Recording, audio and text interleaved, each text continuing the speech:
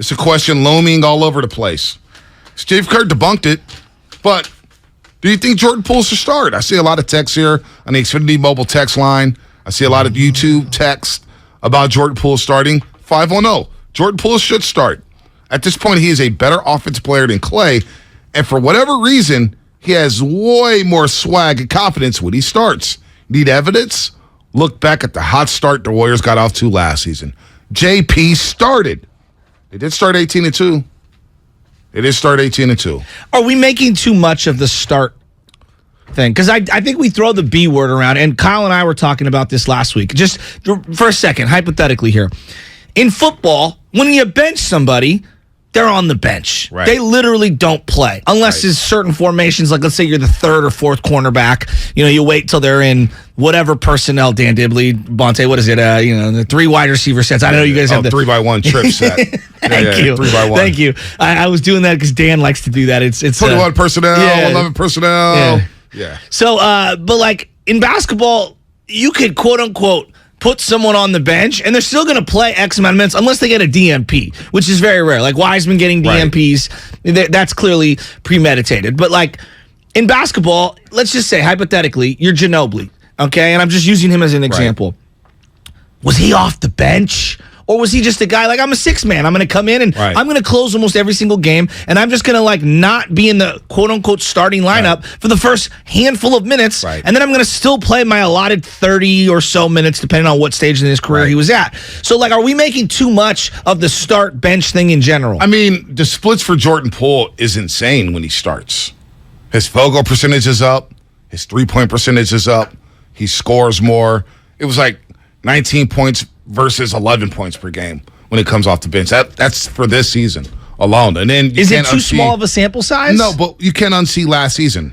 He was borderline player of the month in March last season. Yeah. In the first 2 games he started in the playoffs, scoring 30 against the Denver Nuggets. You can't unsee certain things. And the pop, and I think it's the flair and the sizzle, where Klay's just bombing threes, and he can get hot, but we've seen it before. Jordan Poole just throws a different element. It's kind of like Trey Lance and Jimmy G, right? We know Jimmy G, when he's in the lineup for the 49ers, they're going to be in a lot of football games. And they're going to win a lot of football games. But the one thing that excited us about Trey Lance was the flair, the sizzle, something different, throwing the ball down the field, some swagger, right? I think we kind of see that with Jordan Poole because he's just as productive. He's just as productive when he does start like a Klay Thompson. Now, Klay Thompson's gotten off to a rocky start this season. A rocky start. But I can't unsee last year in the postseason where he averaged 19 points per game and shot 38% from the three-point line. Those are good numbers. So, look, personally, I don't even care at this point who starts. I just want to win games. No, I'm with you. I want to win games. But my rationale is I'm open-minded to it. Okay. I'll be open-minded to it. Right? Okay. But what I'm seeing here is that, okay, if I want the second unit to be better, does Klay make the second unit better? Does he fit with the second unit? So then my question to you is, if because listening to you earlier, you said that you don't think he does make the second unit better. I think Jordan Poole does make the second unit better. Well, then my pivot to you is, why does it have to be either or? Can it be another player? Can Klay still start? Because if it means something to Klay to where you don't want to lose him mentally and emotionally, then is there another guy who can maybe, The only guy I could think of is Kevon Looney, and then you'll have to go small to start games. Yeah, I don't like that. Yeah, I don't like that at all. And you're not pitching Draymond Green. I don't like that. Well, and you only have so many, you only have so many good defenders out there. Right. You would like to have, 4 out of 5 at minimum being your good defenders. When you have, 3 or 2 out of 5 being good defenders, that's a big drop off. It is a big drop off. And I just think of this. The one thing, if you go really small, if you go Steph, JP, Klay, Wiggins, Dre to start a game, the thing I worry about the most, it's not necessarily the rebound, it's the fouling. That's the thing I worry about the most, the fouling. And then you're getting teams in the bonus early.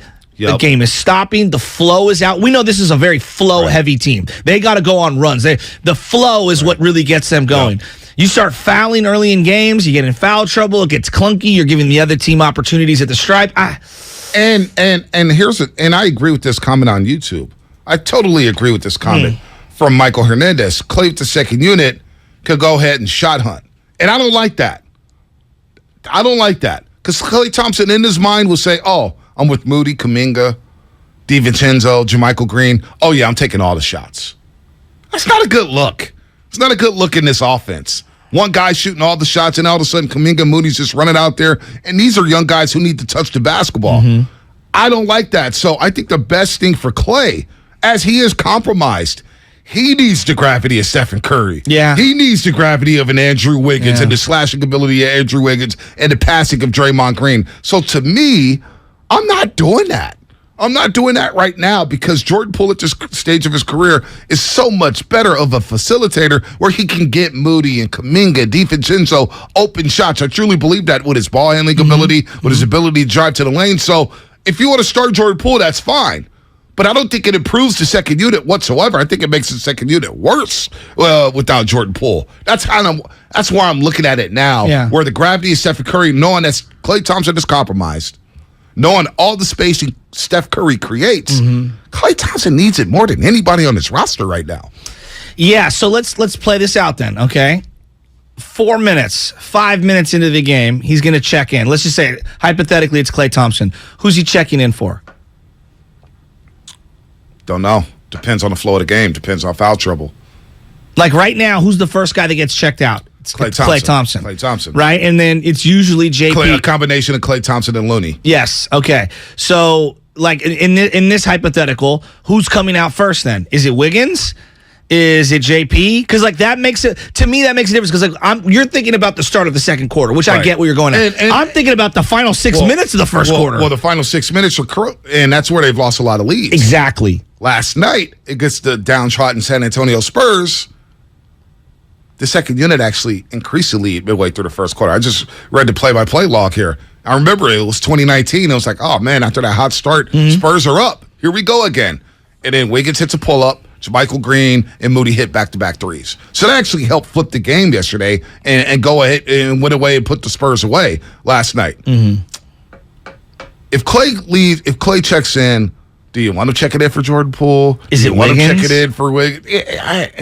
And that's where things get clunky. Well, I guess that's where my question is, because you got to play this out. We're like so hyper, like losing our minds about the starting unit, and then I'm like, well, just give me what's the final 7 minutes of the first quarter look like? To me, that's one of the big issues that no one wants to stare in the eye. We keep looking at the start of the second quarter, and I'm like, well, what about like the way they're finishing the first quarter? Right. Because finishing the first quarter seems to be a big problem. And JP's been in that lineup. I know. He's been in that lineup. So who's and so he's been part of the issue because why? There's two sides of the floor. We could all look at his offense. His offense looks great, right? 19 first half points. I see it on the screen right now. Season high first half points. 14 in the first quarter? Yeah, 14 in the first quarter, 5 of 6. Defensively, he's still got to get better. Now, you can say, well, Klay's defense not there. We see at least flashes of Klay Thompson for long stretches where he does defend.